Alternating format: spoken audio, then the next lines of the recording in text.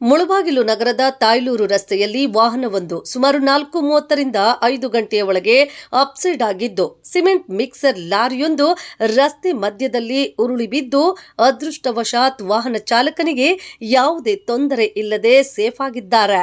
ಬರುವಂತ ವಾಹನಗಳಿಗೆ ತೊಂದರೆಯಾಗುತ್ತಿದ್ದು ಕ್ರೈನ್ ಮುಖಾಂತರ ಆ ಲಾರಿಯನ್ನ ರಸ್ತೆ ಬದಿಯಿಂದ ಎತ್ತುವ ಕಾರ್ಯಾಚರಣೆ ಭರದಿಂದ ಸಾಗುತ್ತಿದೆ. उन्हें हिंग आग लग कितना होता पड़ के गया? एक आधा घंटा हुआ ना?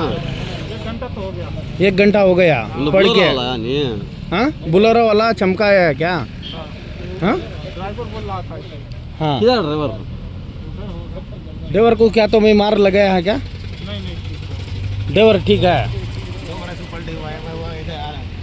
हाँ हाँ अच्छा अच्छा अच्छा अच्छा ठीक।